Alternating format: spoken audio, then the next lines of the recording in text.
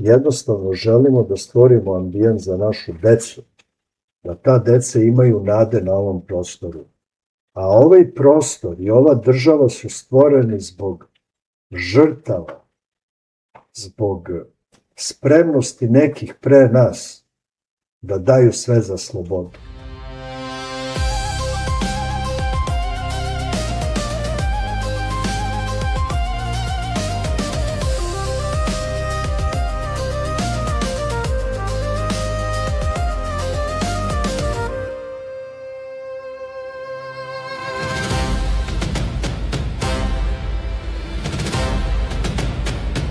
Kadrovski centar. Dobar dan i dobrodošli na kanal 61. Kadrovskog centra. Evo još jedna emisija intervju. Današnji naš i vaš gost biće profesor Ratko Ristić. Dobar dan, profesore, i pomož Bog. Bog ti pomogao, Veljo. Dobar dan i hvala što si me pozvao. Evo, drago mi je da se vidimo u ovom studiju, da krenemo i volim uvijek da kažem i jedan od vođa onog narodnog ustanka protiv onog pokušanja trovanja našeg naroda litijumom. Čini se da je od toga sve krenulo, ali doćemo do toga nego da se reflektujemo na ova dešavanja od pre neki dan u ovoj simulaciji potpuno u kojoj mi živimo, koja se stvara putem medija. Neke stvari se obznanjuju, neke se prikrivaju. Evo, pre neki dan je pušten na slobodu, ko zna koji već po redu, pripadnik takozvane oslobodilačke vojske Kosova, koji je onako pompezno uhapšen na graničnom prelazu, a sad su ga pustili i nikom ništa. Očigledno da se može ozbiljno postaviti pitanje suvereniteta Srbije. I postavlja se pitanje, a čiji to zakoni važe na teritoriji naše zemlje? I postavlja se takođe pitanje, šta su to u stvari potpisivali Vučić i Dačić uz one briselske sporazume, jer očigledno je da je ovaj slučaj koji se ti sad pomenuo, verovatno 5. i 6. u poslednjih nekoliko meseci, gde mi kao navodno suverena zemlja ne možemo da primenimo svoje zakone prema teroristima, separatistima koji su počinili ozbiljna krivična dela. I onda se vraćamo na taj početak. A šta je to potpisano? Na šta smo se mi to obavezali i čega smo se mi sve to odrekli?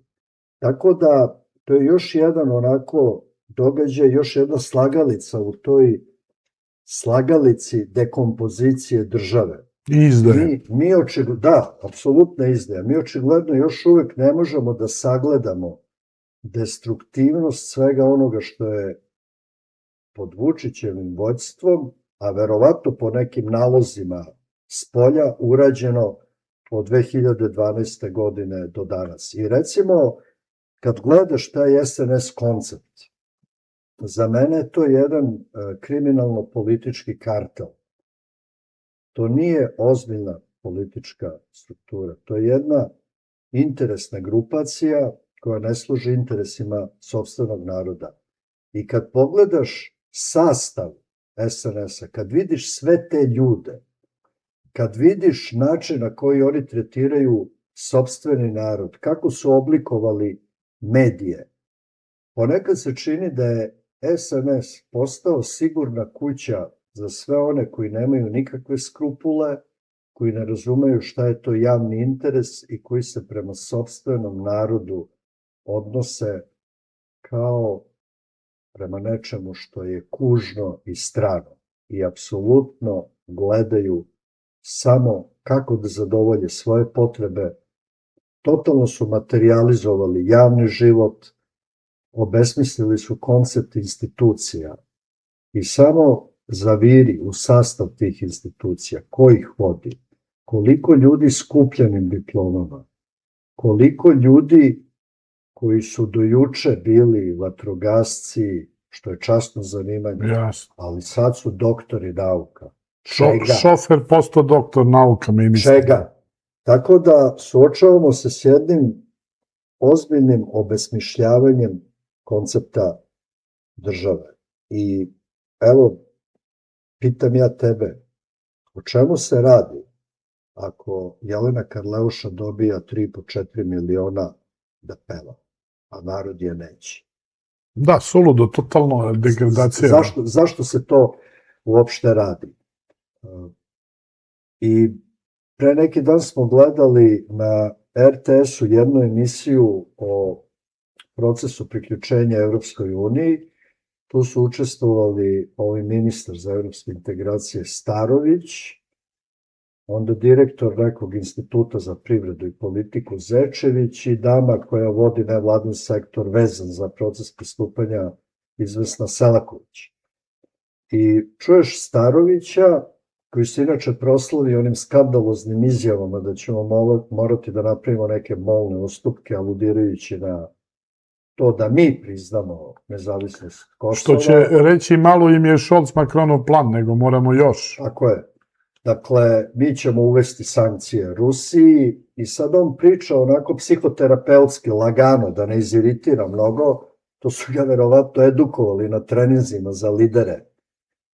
I treba to još jednom naglasiti, on dolazi iz onog super ćaci think tanka koji se zove Stabilnost, Centar da. za društvenu stabilnost. Oni inače organizuju sve one takozvane kontra mitinge ili kontra proteste suprotno onome što su radili studenti i narod, i onda se uključuje ova dama Selaković koja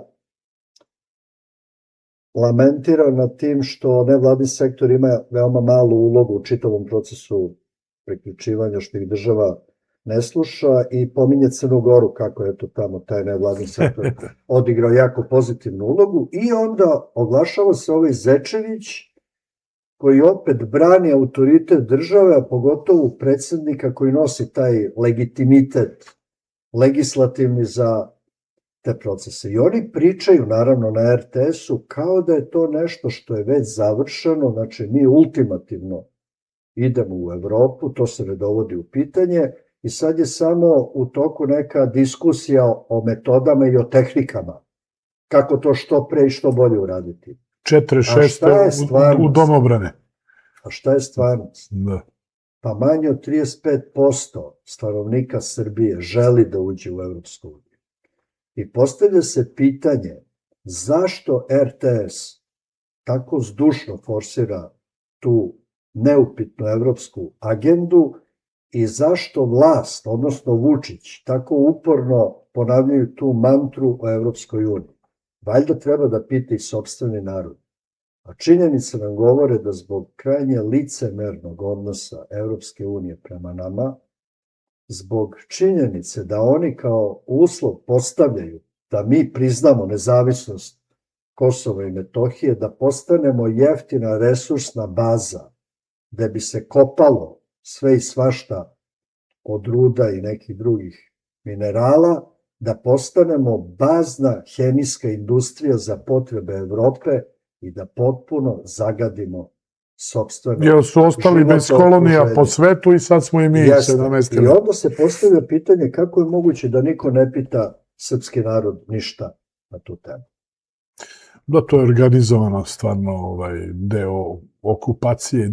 Ali evo, toliko mi se pitanja sad, a moram da se opet vratim na to naše raspeto Kosovo i Metohiju, koje mislim da bi trebalo bude centralna tema. Vidimo da je u najavi preuzimanje poslednjih ostataka srpske državnosti, a to je znači školstva i zdravstva. Čak Slobodan Milošević je tolerisao Šiptarima 90-ih da imaju svoje paralelno školstvo i zdravstvo. Mi sad vidimo totalnu destrukciju, evo da se podsjetimo, toliko su kukali na prethodnu vlast, na te žute od kojima ne mislim ništa lepo i dobro, rade za istog gazdu, ali oni su uradili mnogo gore i mnogo crnje stvari i o tome tako, što bi se reklo, glasno ćute. To nije tema, mesto to da bude tema broj 1, podmeću nam se neke banalnosti, neki porno snimci, neke lažne afere. O čemu se radi? Centralna tema nečega što je eshatološki smisao postojanja srpskog naroda i srpske države je upravo tema Kosovo i Metohije. I naravno to se na svaki mogući način zanemaruje, obesmišljava, obezvređuje. I sećaš se kako je Vučić sa ovim svojim genijalnim Markom Đurićem 5:0 pobeda i tako dalje, a u međuvremenu od prostora na kome je ipak bio vidljiv suverenizam i svi atributi državnosti Srbije, mislim na sever Kosova, došli smo dotle da je Vučić praktično sve ono što je onako retorički žestoko branio u stvarnosti predao. Ne dam Gazivode, ne dam ovo, Ne da ne ništa, dam a ono. sve da. Da. Tako da, koliko još stvari on treba da učini i koliko još vremena treba da prođe, da svaki Srbin konačno ne shvati da je on doveden da ispuni neku agendu. I on to radi od 2012. do danas. Lagano, postupno, stepenasto, da bi manje bolelo, to je ono što popularno kažu kuvanje žabe. Znači, žaba je ušla u hladnu vodu, a u jednom trenutku, pošto se aklimatizovala, ona još uvek diše, ali u ključaloj vodi i naravno vrlo brzo sledi kraj. Dakle, ono što se desilo od 2012. do 2026. godine, verovatno će to biti razlog za jednu ozbiljnu teorijsku, možda i udžbeničku obradu procesa veleizdaje. Mic po mic, korak po korak. I možda samo I praktično, evo, ja od mojih kolega koji su profesori izmeštenog univerziteta u Prištini sa sedištem trenutnim u Kosovskoj Mitrovici, ljudi pitaju šta se dešava, zašto mi jednostavno nemamo mogućnost da nam naša matična država pomogne i pre neki dan su ušli u rektorat tamo u Kosovskoj Mitrovici, navodno neki ljudi u crnom, da tako kažem, i najavili su da ako se Tehnički fakultet ne priključi Šiptarskom univerzitetu u Prištini, da će biti zatvoren. Ovde se tome ne pridaje nikakav značaj. Dakle, Vučić govori o humanoidnim robotima, o taksijima, još se reciklira njegova glorifikacija onog besmislenog govora Ursule von der Leyen. On se i dalje bavi nekom globalnom politikom. Šta radi? Skreće pažnju i zamazuje oči, jer sledi gubitak obrazovnog sistema, a vrlo brzo posle toga i zdravstvenog sistema. I praktično Šiptari će time zaokružiti taj projektovani model pritiska.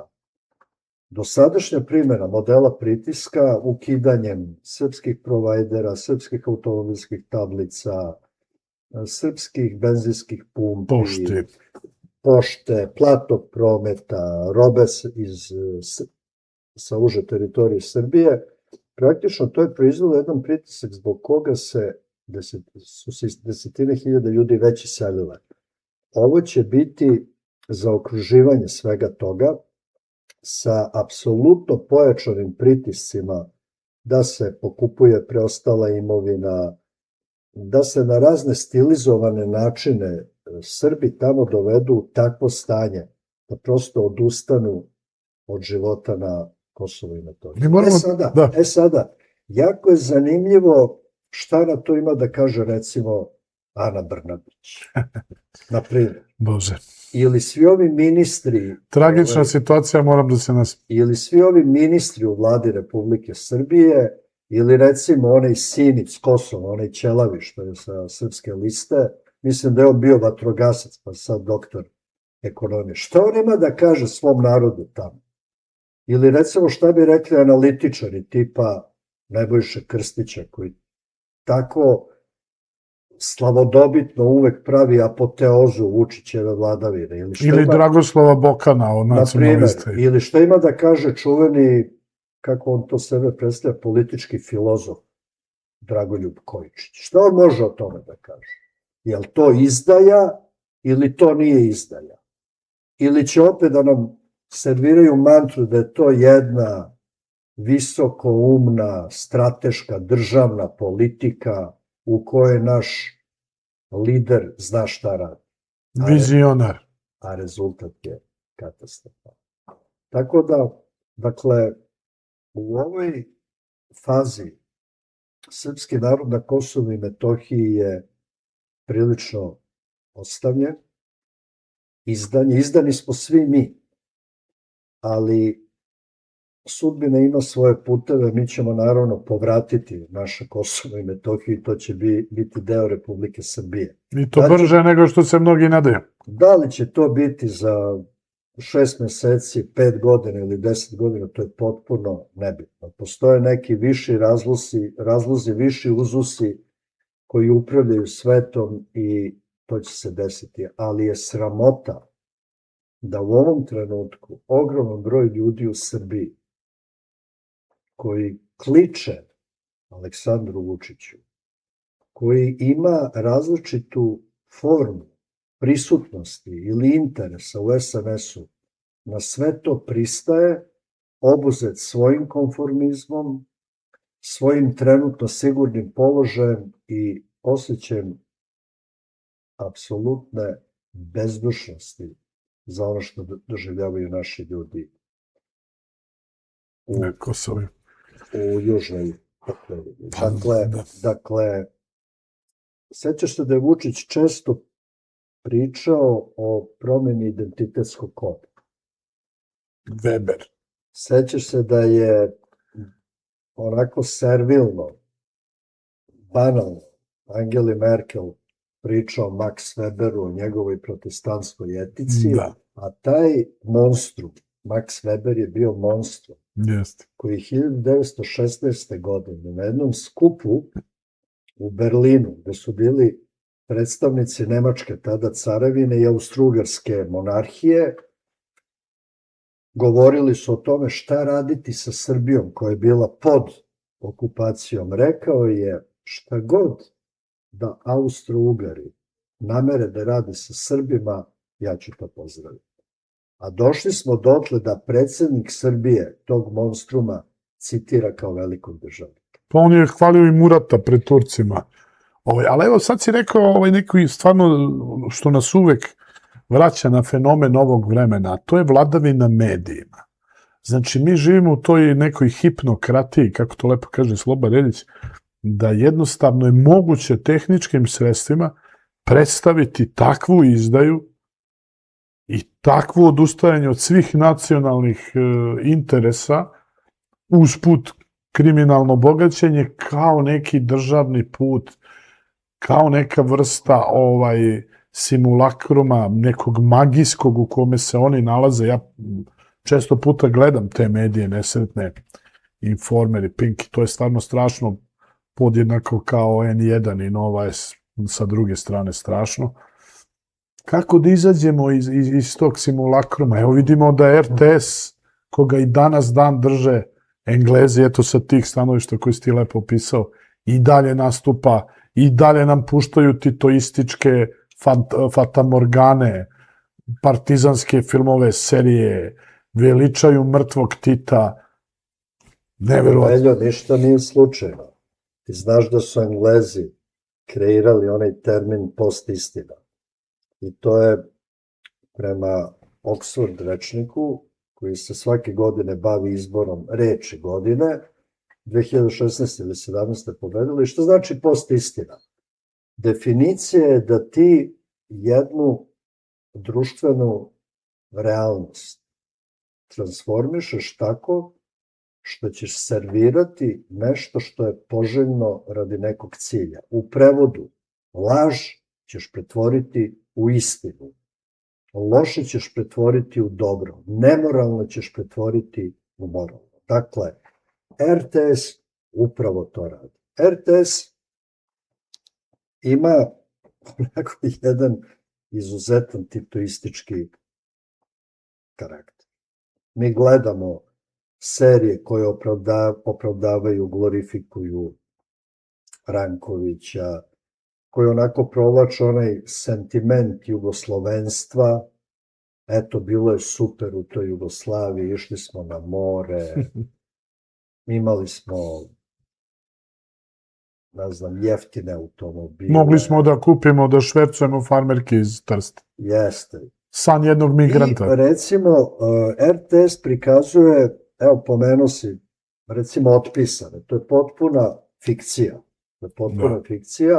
Pričaju o tim partizansko-komunističkim ilegalcima, tih i prve, svi smo ih volili kad smo bili klinci, ali radi se o komandi 501 Kraljeve vojske u otadžbini, ili ti radi se o četnicima, Evo, iza tebe... kojima je komandovao Valter, odnosno major Todorović. Evo, moram da kažem da njegov lik iza tebe na zidu, pa nek pogledaj. Gledamo po hiljaditi put Neretve, Sutjeske i to su potpuno fiktivni narativi. Recimo, kada je u pitanju Neretva, preporučujem svakom da pročita knjigu koja se zove Martovski pregovori, jednog komunističkog istoričara, zove se Miša Lekić, koji čovek lepo opisuje, onako faktografski, vrlo precizno, Čuveni u Zagrebu, da. Kako Vladimir Velebit, Koča Popović i Milovan Đilas odlaze u Zagreb da pregovaraju sa Ustašama i sa Nemcima. U sred rata. U 43. Da. mart. I donose jedan memorandum zajednički oko koga se saglašavaju da Ustaše i Nemci zajedno s partizanima napadaju četnike, odnosno kraljevu vojsku u otadžbini, a da istovremeno vrše pritisak na Italijane koji počinju da naoružavaju četnike koji brane srpski narod od ustaških pokolja, jer Italijani razumeju da nema nikakve državne niti državotvorne politike od strane Ante Pavelića, nego da je jedini cilj poklati Srbe. I general Alessandro Muzano, koji je ušao u Prebilovce posle onog stravičnog pokolja u onoj nesrećnoj školi, piše pismo Mussolini i kaže mu da je to užas koji prevazilazi svaki mogući zamislivi zločin. Italijani tad počinju da naoružavaju dinarsku diviziju Popa Đujića da bi ovi imali čime da brane sopstveni narod. Ali, drugovi, Đilas, Velebit, Koča Popović, s Nemcima su napravili takav dogovor da Italijani budu pod pritiskom i da ne daju oružje četnicima. I potpisuju da ako dođe do iskrcavanja saveznika na Jadranskoj obali, da će se boriti Ustaše, partizani i Nemci Zajedno. I onda pre neki dan pogledam film General, Samardžić.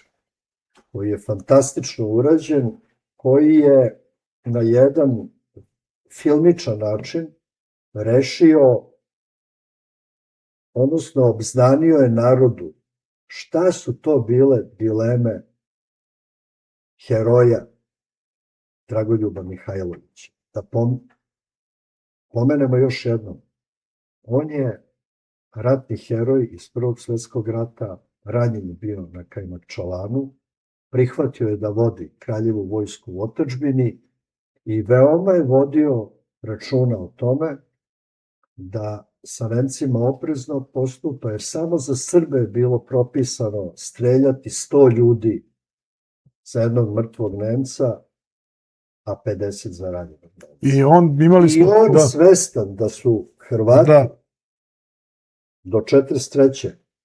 pobili 1.000.000 Srba na teritoriji takozvane nezavisne države Hrvatske, pokušava sa licemernim Englezima da napravi dogovor da Englezi pošalju pomoć pre svega u naoružanju i da suštinski podrže oslobađanje Jugoslavije od A oni su ga i nacističke namamili u okupacije. zamku tamo na Neretvi. Oni su mu dali informacije, treba da Tako je. krene. I ja se A s druge prosto strane, pitam- engleski agent Velebit, s druge strane, Prosto se pitam I- da li će ikada RTS, naravno dogod je SNS na vlasti, prikazati film General. I vrlo zanimljivo, ja onako po nekim pojavnim formama njihovog programa, njihovih narativa, oni recimo veoma mnogo forsiraju zelenu agendu, da. koja je potpuni debat, od koje su se recimo Amerikanci već odrekli. I smevaju se s njom. Gotovo u celosti. Znači, RTS uporno forsira zelenu agendu. I skoro sam gledao neku emisiju isto, ne znam, partizanska eskadrila, lete partizanske avioni, potpuna fikcija, i bila je neka priča o čuvenom partizanskom komandantu Savi Kovačeviću. Sava Kovačević iz sela Nudol.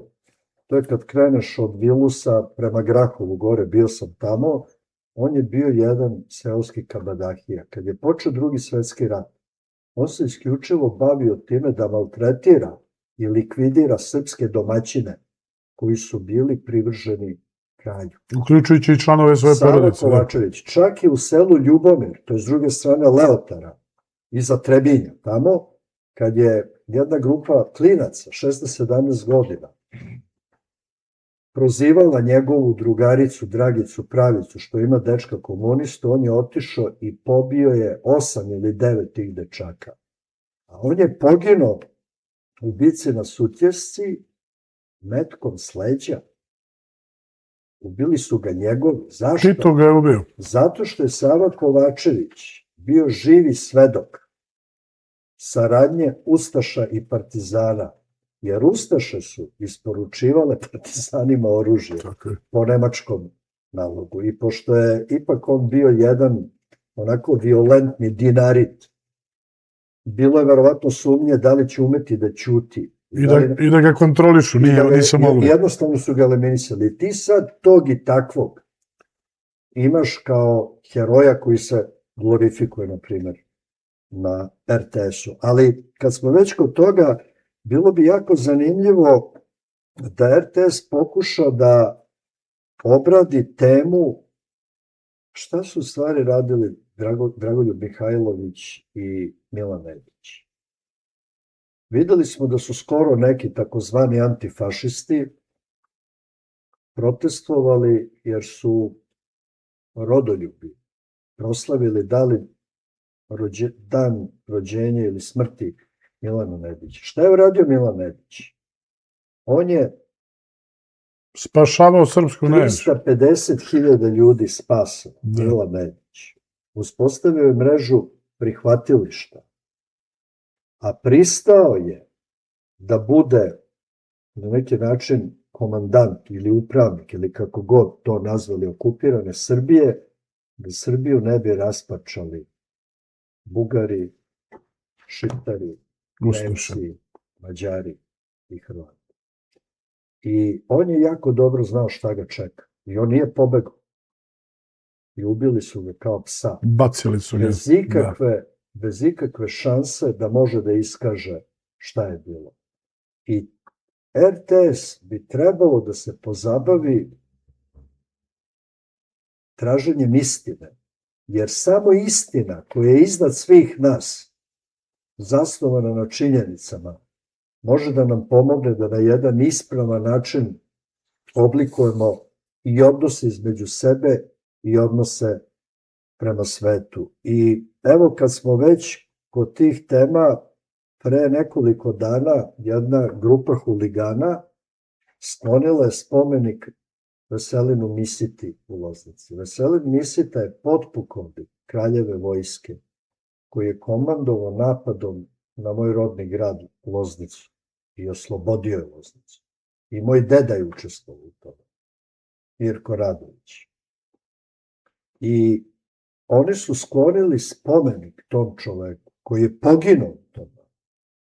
A u istoj toj Loznici, u parku, ispred gimnazije, je spomenik raspopu Vladi Zečeviću, koji je kao predsednik Skupštine Federativne narodne republike Jugoslavije potpisao ukaz o zabrani povratka Srbima i Crnogorcima koji su proterani s Kosova.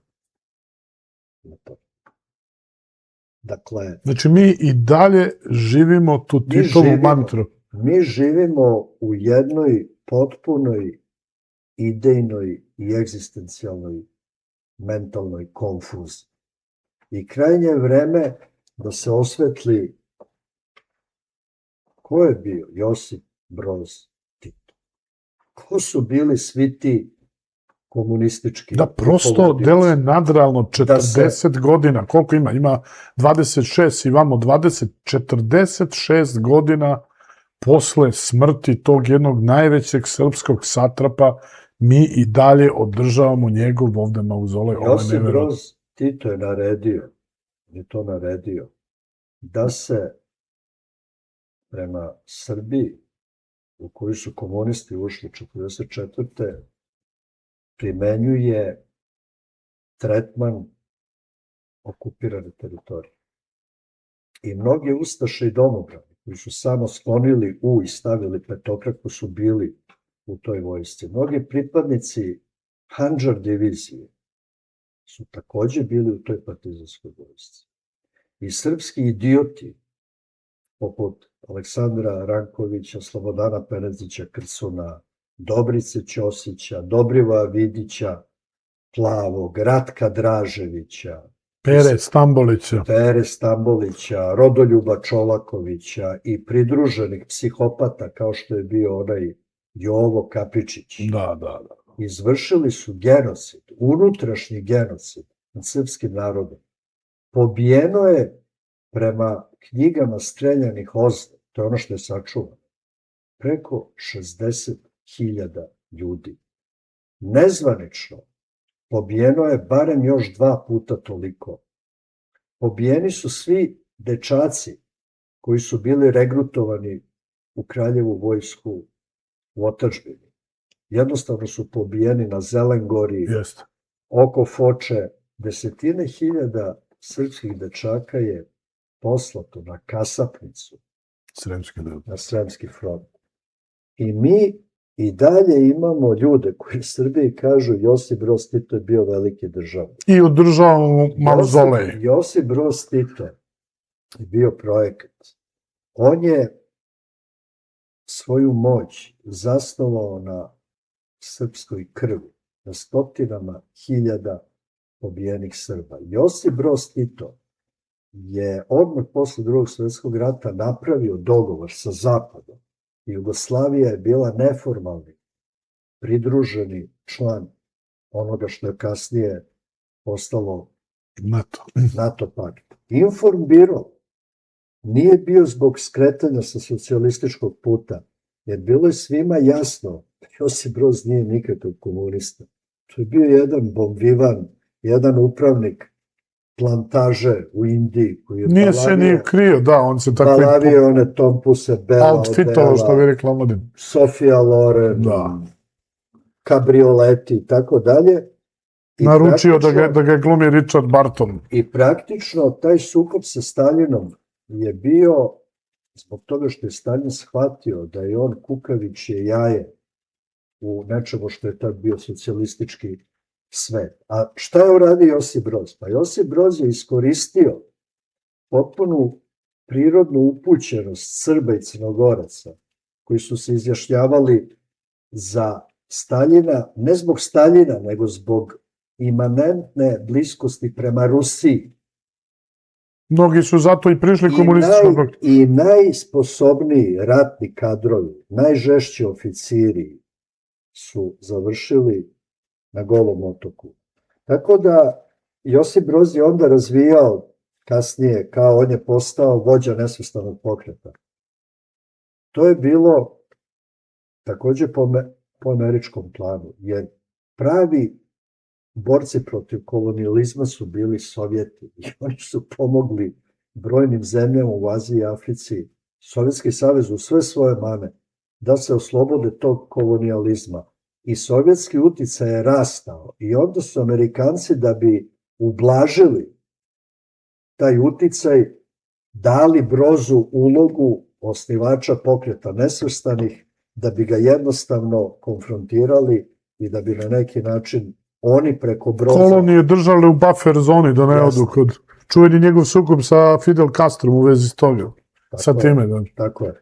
Znači, mi smo živeli u jednom, ajde da kažem, simulakrumu i sad gledaš neke generale iz naftalina, ja volim tako da ih zovem, koji se šuljaju po televizijama, pričaju kako su naši ljudi, ne znam, imali dobar standard. Pa jeste, 1.000.000 ljudi, jer ti je propao privredni sistem, pošalješ u Nemačku da rade, jer nemaš gde da ih zaposliš.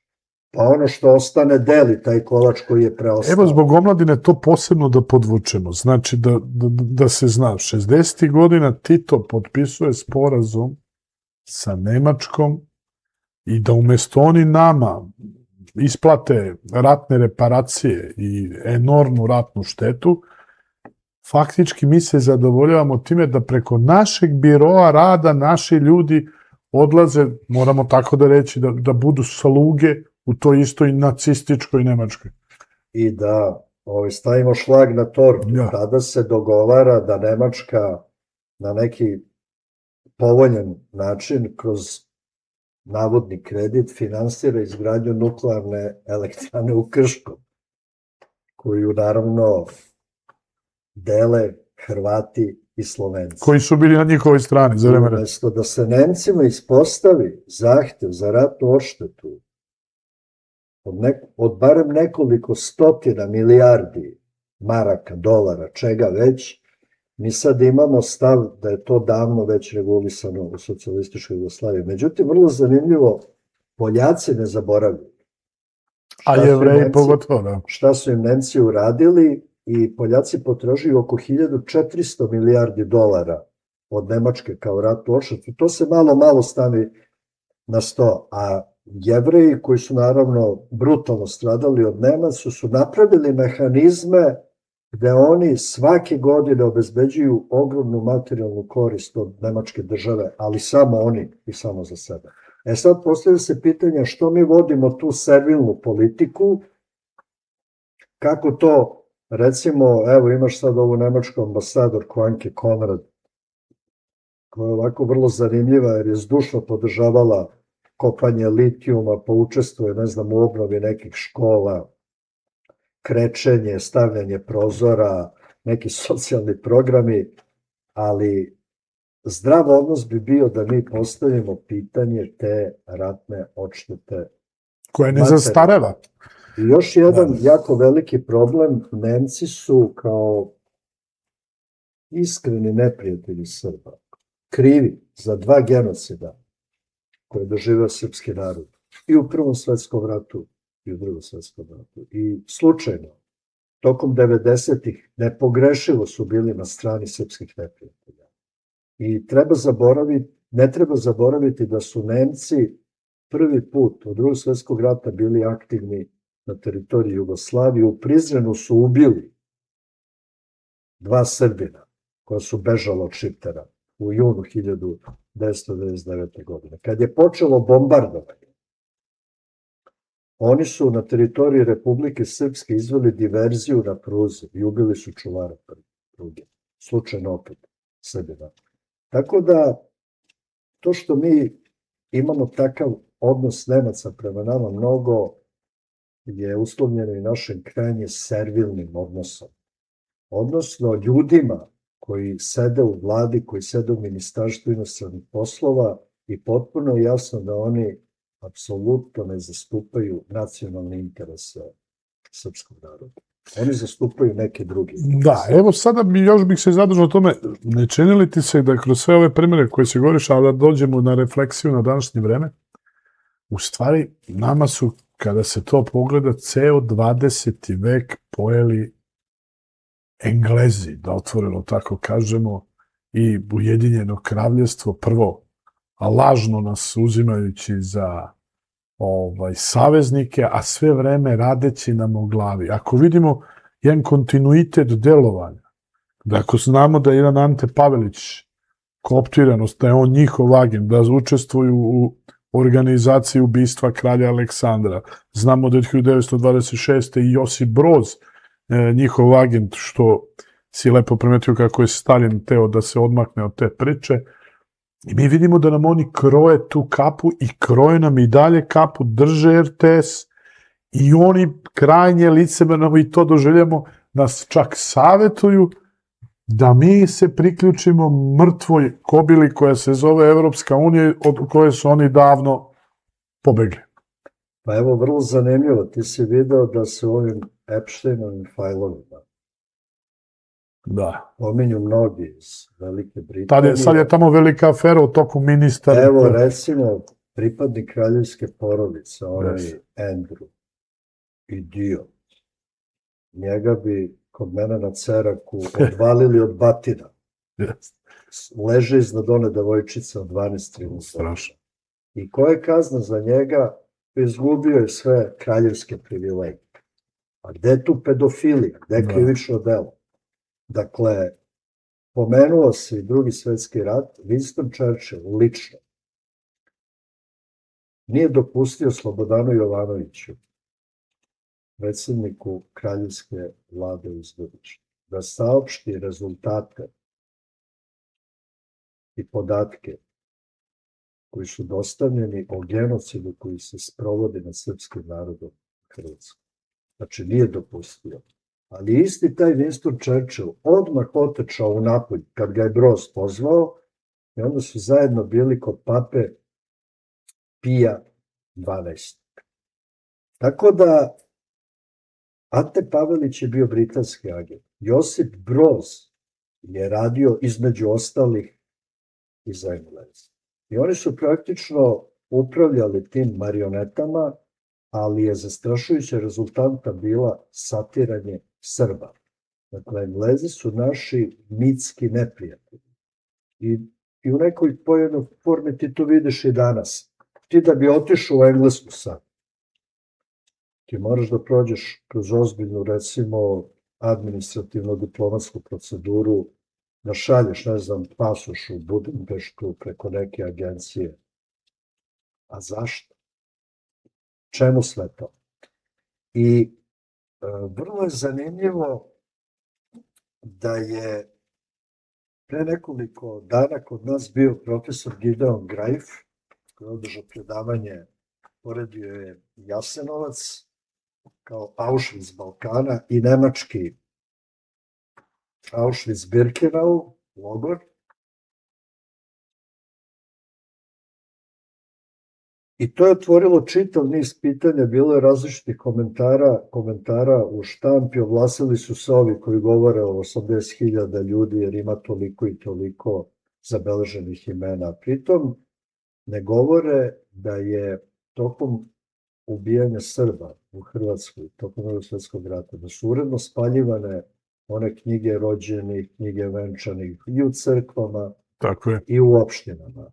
Kao da su vodili evidenciju o ljudima koje bacaju jame. Tako, ili ono što je doplovilo Savom do Beograda.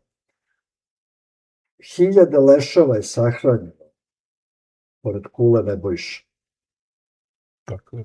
To je sve bio taj rat. Sad, bilo je jako zanimljivo pratiti reakcije i evo, ja se ponekad pitam zašto ova država ne stavi pod lupu istraživanja Srboljuba Živanovića. Dakle, Srboljub Živanović je bio antropolog i patolog.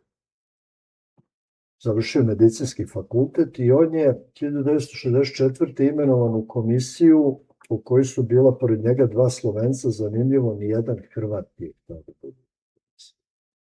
I oni su radili forenzička istraživanja masovnih grobnica na lokalitetu Donja Gradina. I napisali su izveštaj. I po tom izveštaju preko 700.000 Srba je bilo ubijeno, oko 80.000 Roma i oko 30.000 Jevreja. Komunističke vlasti, posebno Ivan Krajačić. Stevo, to je da bi Srbe, da bi se maskirao. Jeste. Ustaša s petokrakom i ovaj bandit, Josip Broz, su zabranili da se to zvanično objavi. Srboljub Živanović je imao pretnje smrću i čovjek je morao da pobegne iz Jugoslavije. I on je otišao u Ugandu i tamo je radio na nekim forenzičkim istraživanjima i pošto je bio odličan stručnjak, govorio jezik, pozvali su ga na medicinski fakultet univerziteta u Londonu. I on je postao jedan od najpoznatijih svetskih forenzičkih patologa, da tako kažemo. U Jugoslaviju se vratio 1989. godine. Pokušano je 2 puta njegovo ubistvo. Sasvim slučajno on je ubijen. Sad, i dalje postoje te masovne grobnice na desnoj obali Save. Samo ovo da kažem, izvini. Stevo Krajačić je prilikom jedne posete u Jasenovcu, to je čuvena epizoda, pijan rekao po ovom srpskom generalu da je šteta šteta što smo vas ubili ovde samo 1.000.000. Kaže, mnogo vas ima, nismo vas dovoljno pobili. Da. To je rekao. Sad, postavlja se pitanje zašto ova 2 velika Srbina, Mile Dodik i naš ovde, Aleksandar Vučić, pošto konačno ne finansiraju jedno veliko forenzičko istraživanje. To je na desnoj obali Save. Mogu čak da pošalju pismo o namerama Plenkoviću i Milanoviću, pa da i Hrvati dopuste da se obave ta istraživanja i da konačno svi mi, i Srbi, i Hrvati, a i ceo svet, dobijemo legitimnu brojku o tome koliko ljudi je pobijeno. Zašto samo priče? Zašto samo busanje u junačke grudi kad se obeležavaju neki datumi? Dakle, Mile Dodik i Aleksandar Vučić treba da pokrenu tu akciju. Metodologija profesora Živanovića je izvanredno postavljena korišćenjem savremenog instrumentarijuma sa različitim mogućnostima onih DNK analiza, sa fantastično senzitivnim instrumentima, može apsolutno precizno da se dođe do jedne objektivne brojke. Evo sada smo prošli i vraćamo se u današnju našu političku realnost, tužnu, i ovo je vrlo važno što si govorio da bi ljudi shvatili, gledaoci, da mi ne možemo da današnju političku realnost posmatramo izdvojenu od ovih tendencije i ovih događaja koje traju nekoliko vekova. Zašto to kažem? Svedoci smo priče, znamo kakva je vlast kriminalizovana, koja je izdala sve srpske nacionalne interese, sve zagrćeći se srpskim zastavama, ali sa druge strane na opozicijonom frontu čini mi se da postoje mnogi ljudi koji prenebregavaju ovaj istorijski uvid i koji olako pristupaju tome, recimo kad je u pitanju ta studentska lista. Znači, da li bi bilo korisno da se ovi sa nacionalne strane, platforme, ljudi rodoljubive provenijencije slože oko jednog saopštenja koje bi se uputila toj našoj deci, tim našim studentima, da se očituju u vezi ovih pitanja i budućih kretanja, znači apropo te i takve Evropske unije koja baštini to, pa smo videli kako nas organi Evropske unije podsjećaju da smo prilikom puštanja ovog Šiptara predali jurisdikciju pravosuđa nad kosovskim organima pravosuđa i da to nije naš posao.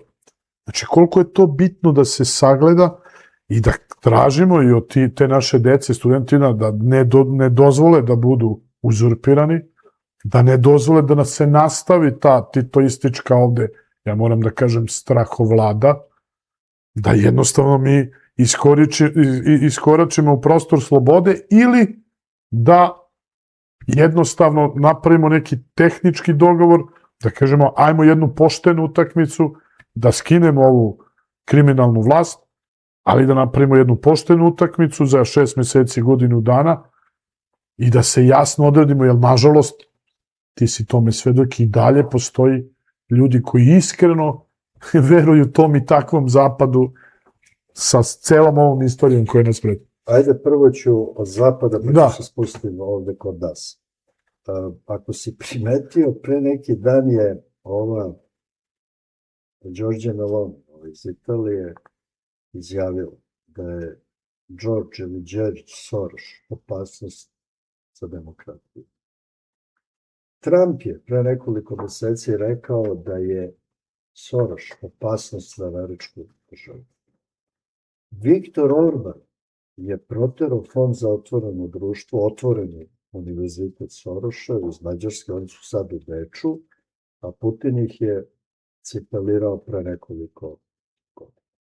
A gledaš Soroša juniora koji malo pa dolazi ovde i ko je nekako uvek pored njega nadahnuto onako zblaženim pogledom.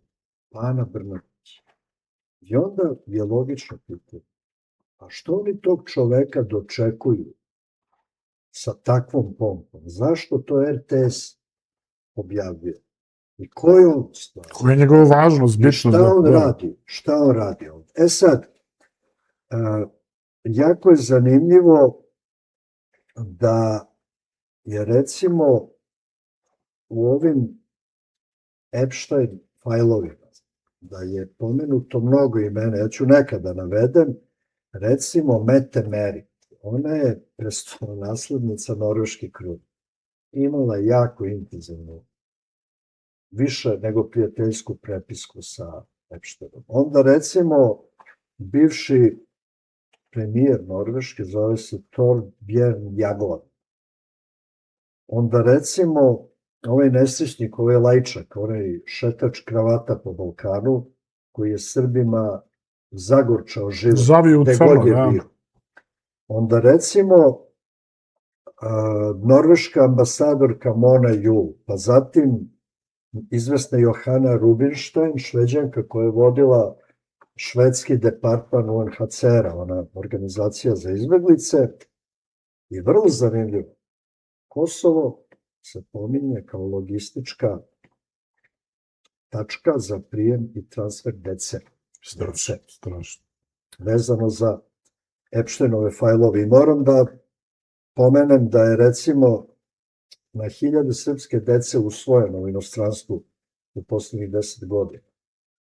Šta je s tom decom? Da li iko vodi računa i da li iko ima evidenciju šta se dešava s tom našom jadnom? Da li su završili nekim pedofilskim krugovima?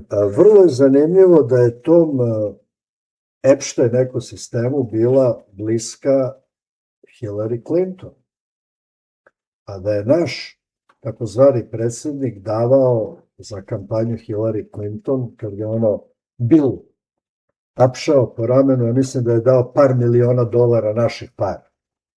I čak je onako samoljubivo izjavio kako je on pametan i kako zna na što troši pare. E sad recimo, kakva je to ekipa? Njegov prijatelj Milo Đukanović je eksplicitno pomenut. A evo recimo, ta Hillary Clinton je, kad je Gaddafi onako brutalno ubijen, koji je pričao o svim ovim stvarima, izjavila dođo smo, vide smo, ubismo u TV emisiji. Za Iran je pričala da ako ona bude predstavnik, da će sigurno bombardovati Iran. I recimo u kampanjama Hillary Clinton govorila je euforično, onako na granici histerije, jedna inače sjajna glumica, zove se Meryl Streep. Ona je podržavala Hillary Clinton, a mi smo ovde dovodili Catherine Deneuve, takozvanu divu francusku, koja je potpisivala da se Srbija bombarduje. Pa je ona otvarala neki fest. I ti se onda pitaš kakvi smo mi to ljudi? Ko oblikuje stvarnost našu? Pa se setiš onda da je bilo i političara i umetnika koji su se zalagali za bombardovanje Srbije, koji su onako slavodobitno... Mi smo i Levija dovodili ovde da nam drži. Jeste, dobro, on je dobio tortu. Da, makar da. Treba i nešto više od dobio. I onda vidiš da je vrlo blizak ovom Epsteinu bio i Bill Gates. Bill Gates, dečko iz garaža koji se bavi računarima, i onda odjednom shvatiš da se on bavi vakcinacijom, semenima i tako dalje. Tako je, da on projektuje kad će biti nova epidemija, pa kako se treba spremiti, pa kako je izdašno finansirao Svetsku zdravstvenu organizaciju. A šta se dešava s tim? Pa Rusi su to obrisali. Nema više Svetska zdravstvena. Amerikanci prekinuli svaku saradnju sa Svetskom zdravstvenom organizacijom. Ali naš ministar, Zlatibor Lončar, dobija njihovo priznanje. I mi imamo protokole o saradnji sa Svetskom zdravstvenom. I kao što nismo znali šta su Vučić-Dačić potpisivali oko briselskih sporazuma, mi možda sad nemamo pojma šta su ovi idioti ispotpisivali sa Svetskom zdravstvenom organizacijom. I ne treba zaboraviti, mnogi ozbiljni analitičari svetski, da pomenem zapadne, recimo Mearsheinera ili Krugmana ili Jeffrey Sachs je sad progovorio. Jeffrey Sachsa, oni su otvoreno, da, bio sam na predavanju i ti si bio u aeroklubu, oni su otvoreno govorili da je pandemijska kontrola u stvari bila jedan veliki test globalne kontrole iz jednog centra. A ovi naši, pogotovo Vučić, uredno idu u Davos, održavaju sve te svoje Davos veze i mi nemamo pojma šta to oni potpisuju. Na što smo se mi obavezali. Kao što smo shvatili da nemamo jurisdikciju na teroristima koji su ubijali naše ljude, jer je neko nešto potpisao. E sad, ti imaš još uvek jedan osjećaj... Kako je moguće, izvini, kako je moguće? Evo sad ovo sve što znaš, što si rekao, mnogo ljudi zna i tako dalje. Opet apelujem, imamo taj jedan režim, znači, koji sprovodi 100% najcrnju Davos, moram tako reći, satanističku agendu. On je sve prihvatio, sve njihove dogme, zelene, LGBT i tako dalje. I imamo, nažalost, ja moram da kažem, i među opozicijom one koji su uspeli da prevare moram da kažem deo, čak i naših studenta, i onaj odlazak u Brisel i tako dalje. Da li je vreme da se saberemo, da shvatimo odakle nam preti opasnost, makar mi sa ovog rodoljubivog stanovištva da konačno dozvolimo, ili iz ovog svega što govoriš, vidi se da jasno se srpskom stanovištu ne dozvoljava da se emanira u političkoj ravni. Jednostavno, Srbi nemaju pravo glasa, mi uvek neku polu sluđenu politiku. Evo, ti si toliko naveo u jednom predavanju, faktički, ovde si napravio istorijski presek gde si pokazao sve te mnogobrojne primere te i takve politike, tog i takvog zapada sa najjačim silima, Ujedinjenim kraljevstvom, Nemačkom, koja je stožer Evropske unije. Kad će nam to biti jasno? Kako da se više da skinemo s tog prokletog evropskog puta? Evo, potpuno je jasno da si na jedan jednostavan način mogao da utvrdiš šta kome smeta. Kad su bili studentski protesti, oni studenti koji su nosili, recimo, ikone ili krstove ili onu zastavu sa Isusom Pantokratorom, to su apsolutno čista deca, rodoljubi, otvoreni, obrazovani. Ja mislim preko 80% su takva naša deca. Ja sam s njima proveo mnogo vremena na mnogim događajima, govorio sam i tako dalje. Ali si video primetbe nekih iz tog takozvanog opozicionog, levo-liberalnog, probriselskog spektra, da su zastavu sa Isusom Pantokratorom, koja je stara stotinama godina, proglasili za Wagnerovu zastavu. Ili zgražavali su se što deca nose ikone. Studenti koji su Srbi, koji su nacionalno orijentisani, koji se diče svojim poreklom i pritom su otvoreni za sve drugo, su bili meta na nekim fakultetima, u nekim medijima, zato što su držali do tog svog rodoljubivog i nacionalnog. I ja kroz vrlo intenzivne razgovore sa studentima mogu da zaključim da je više od 80% studenta apsolutno rodoljubivo orijentisano. Međutim, od samog početka protesta ti si video pokušaje penetracije ovih ultimativnih, probriselskih, prodavovskih, Liberaš. levih, liberalnih, pa su neki to radili na krajnje jeftini, banalan način, kao onaj nesrećni Kapor, koji je u Novom Sadu izašao sa zastavom Evropske unije, pa su mu to brzo oduzeli i poslali su ga odatle. Pa si video, recimo, brojne pojedinci iz javnog života kojima smeta to nacionalno i rodoljubivo, a posebno im je smetala zastava nema predaje ili natpis kad se vojska na Kosovo vrati. Međutim, postoji oni koji su mnogo stilizovaniji u tehnikama manipulacije. Ti imaš, to nije nikakva tajna, jedan mali procenat studenta koji su aktivisti ovih ultimativnih probriselskih političkih opcija, koji su aktivisti nekih prozapadnih, anacionalnih, nevladinih organizacija i recimo video si onaj toksin koji se širi oko Dinka Gruhonjića i svega onoga što on, na primer, dotakne. Tako da on je, kad se zagrebe, u stvari taj Dinko Gruhonjik i cela ta, moram tako reći, proustaška ekipa, u stvari najveći podržavaoci Aleksandra Vučića. Apsolutno. E sad, očigledno da oni koji su doveli Aleksandra Vučića na vlast mešaju karte. Aleksandar Vučić je ogrezao, odnosno taj sistem,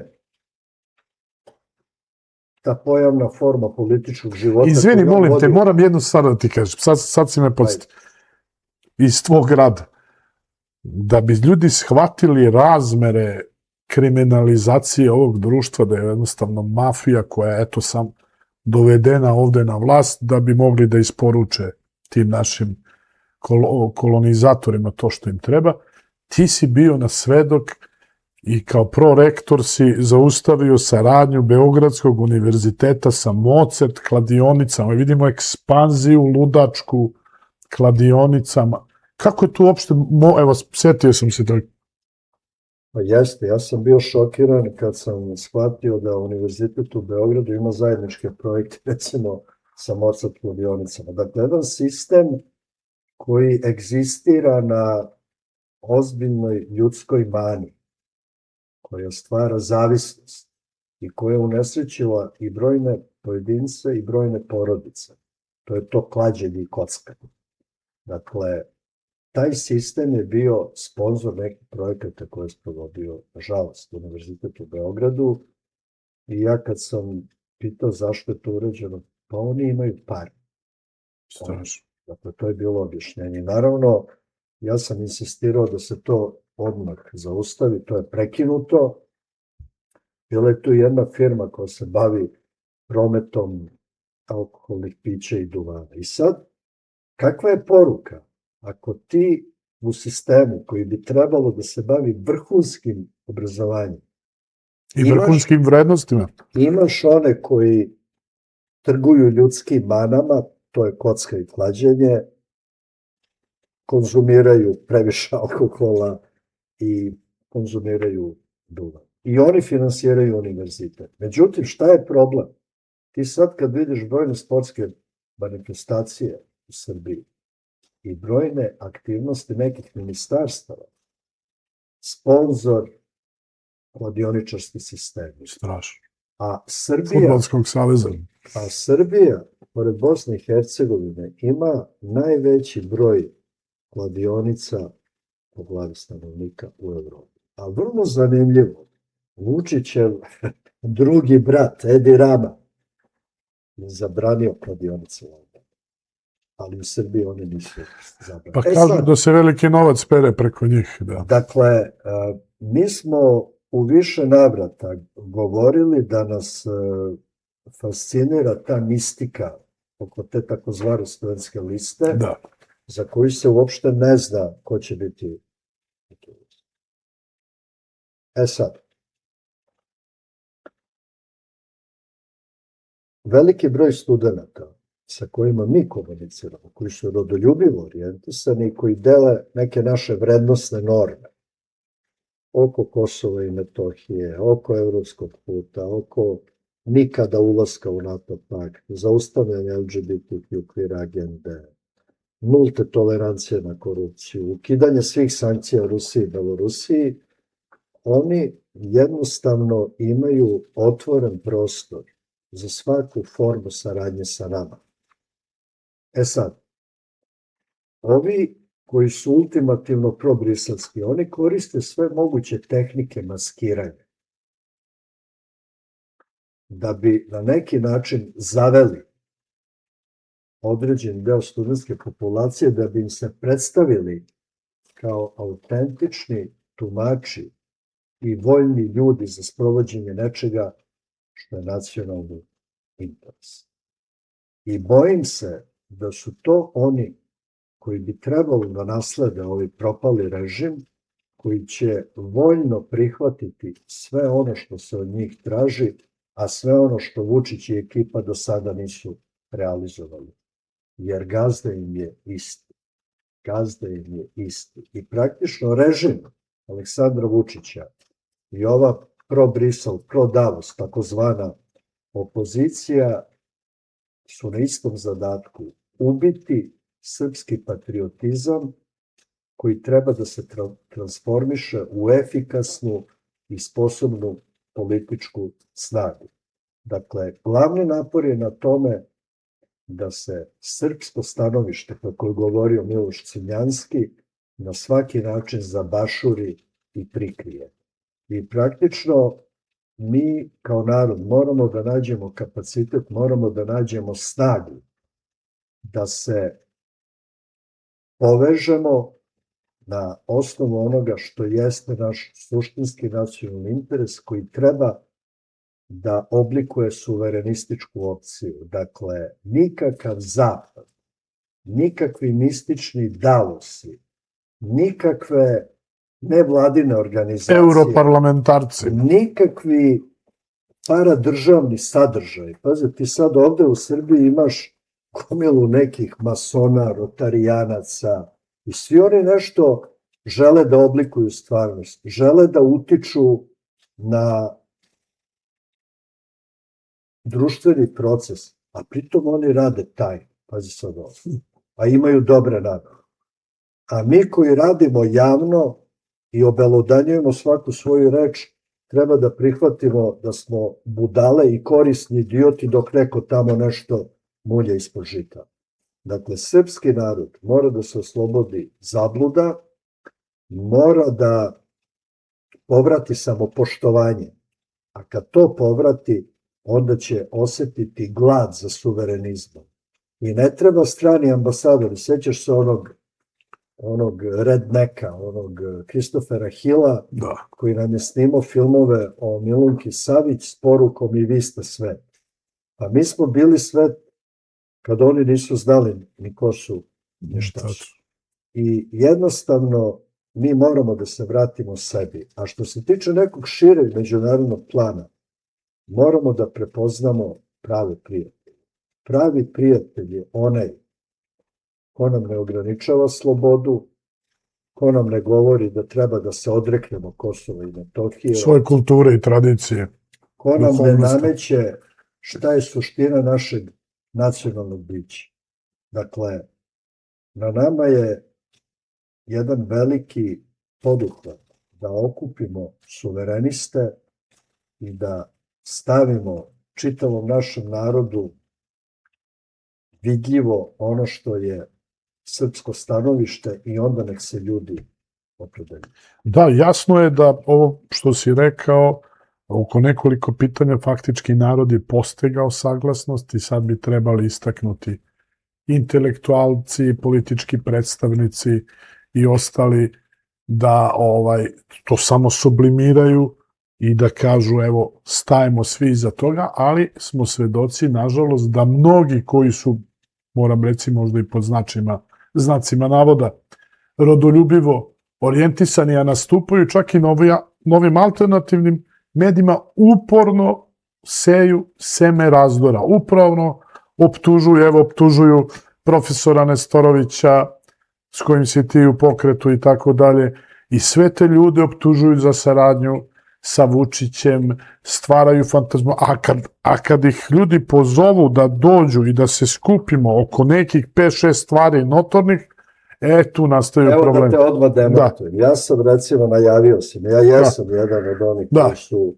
pioniri borbe protiv ovog tragičnog projekta Jadar, to je tačno, a znaš da je Vučić i sve snage navio za taj projekat, i evo ovde da prikažemo grupa od 26 Srba, vrhunskih naučnika iz raznih oblasti, napravila ovu monografiju na 530 strana koja se zove projekat Jadar, litijumsko-borna katastrofa. Dakle, kako ja, na primjer, ako sam saradnik režima, kako se ja borim protiv ovog projekta i nekih drugih stvari godinama, trošim energiju, trošim vreme, trpim sve vrste napada, provlačenja po novinama, podmetanja raznih, da sam lopov, da sam kriminalac, da sam lažni ekolog i tako dalje. Šta ti misliš? Sam ja mazohista? Pa ćeš sad da mi daš biš s kuglicama da se malo bijem pred svima. Dakle, evo izdali smo tu knjigu, ovde je objašnjeno sve ono što svaki Srbin treba da zna. I zašto je ovaj projekat, zašto bi bio tragedija za našu zemlju.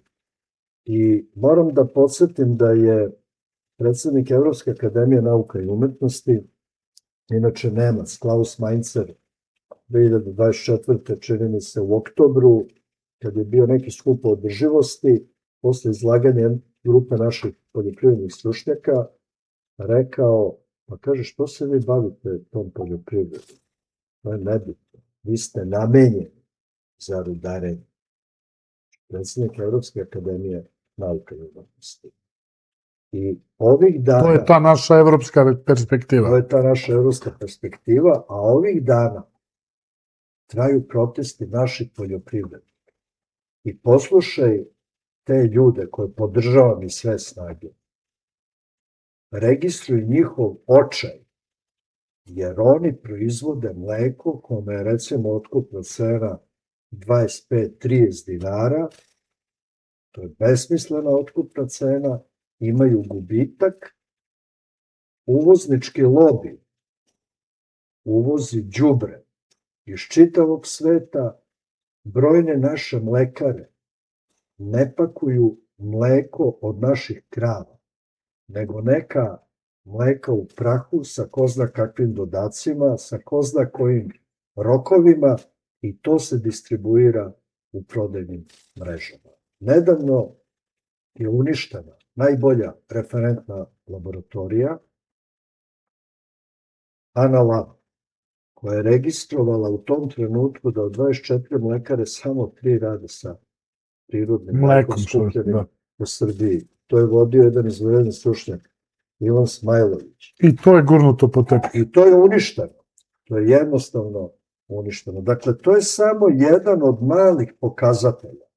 A Srbija treba da zna da će vlast sada pokušati da harmonizuje naše zakone koji uređuju rudarstvo i eksploataciju mineralnih resursa s nečim što se zove CRMA ili Critical Raw Materials Act Evropske unije, gde će praktično svaki projekat koji bude označen kao strateški od značaja za Evropsku uniju imati apsolutnu dominaciju nad domaćim zakonodavstvom, pa će u vrlo kratkim zakonskim procedurama, bez javnih rasprava, bez studija o proceni uticaja na životnu sredinu, sve ono što je bitno za Evropu biti sprovođeno kod nas u Srbiji. I evo jedan podatak što se tiče litijuma.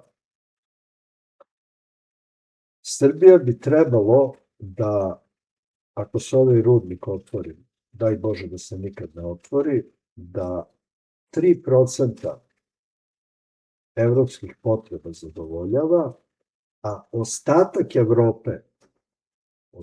Evrope 4%.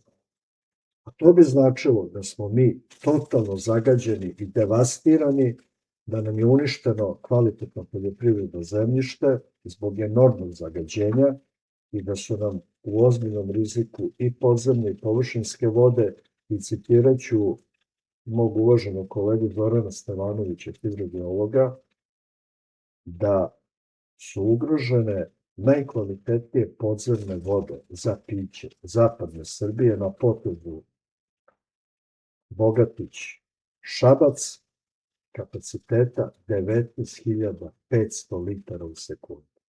I to u vremenu kada Srbija nema dovoljno vode za svoje stanovništvo. Dakle, kada je u pitanju voda i proizvodnja hrane, ne postoji ni jedan komercijalni projekat, pogotovo koji nosi zagađenja, kao ovaj projekat Jadar, koji treba da bude postavljen iznad toga. Jer to direktno utiče na ruinirano javno zdravlje ovog naroda. Da, neverovatno toliko stvari i toliko činjenica i eto, nadam se da će se pronaći neka pamet i pronaći, evo, i to bih te pitao za kraj, znam da ste u kontaktu sa rodoljubivom opozicijom, tu su i ovi ljudi sa Mećavnika i tako dalje, i kako si ti u smislu optimizma, da li je moguće da stvarno se konstituiše na kraju to srpsko stanovište i da konačno posle tog lutanja, možemo reći kroz ceo 20. vek, konačno dođemo sebi? Ja poznajem veliki broj ljudi iz neformalne grupe Mećavnika, oni su sjajni stručnjaci u svojim profesijama, čestiti ljudi u nekom realnom životu, i mi smo u pokretu Mi snaga naroda obznanili svoju nameru da smo otvoreni za sve one koji su za suverenu Srbiju, reintegraciju Kosova i Metohije, apsolutnu podršku Republici Srpskoj i Srbima u regionu, za iskrenu saradnju, suštinsku, ne formalnu, ne kozmetičku, s našom dijasporom, koji su spremni da preispitaju evropski put, koji će ukinuti sve sankcije Rusiji i Belorusiji, koji će eliminisati iz svih zakonskih rešenja woke, LGBTQ queer agendu i koji će imati nultu toleranciju na korupciju. Dakle, evo, ja sam u 60. godina. Profesor Nestorović je na početku 70. godina. Svi mi smo na neki način ljudi koji imaju identitet, ime, prezime, imaju rezultate u svojim profesijama. Ostvareni ljudi. Imaju rezultate u svojim profesijama. Mi ne žudimo za vlašću radi vlasti. Mi smo oblikovani ovakvi kakvi smo. Ne želimo da dođemo do materijalnih dobara. Jednostavno želimo da stvorimo ambijent za našu decu, da ta deca imaju nade na ovom prostoru. A ovaj prostor i ova država su stvoreni zbog žrtava, zbog spremnosti nekih pre nas da daju sve za slobodu. I mi osjećamo taj dug i hoćemo da stvorimo uslove da to pretočimo u jednu perspektivnu stvarnost za naše potomce. To je suština. Oni koji misle kao mi, koji osjećaju kao mi, dobro su došli. Ratko, hvala ti veliko na današnjem gostovanju. Nadam se da ćemo se uskoro opet vidjeti u ovom studiju i da će malo ova stvarnost biti svetlija. Hvala i tebi, Veljo. Ja duboko verujem da hoće i vidim se uskoro. Hvala još jednom. To je bilo to u današnjem intervju, dragi gledalci. Još jednom da vas pozovemo da lajkujete, zapratite naš kanal i da delite ove sadržaje i pomognete u našem radu. Možete nas i kontaktirati putem maila ako želite da se uključite u ovu informativnu borbu. Doviđenja i prijatno.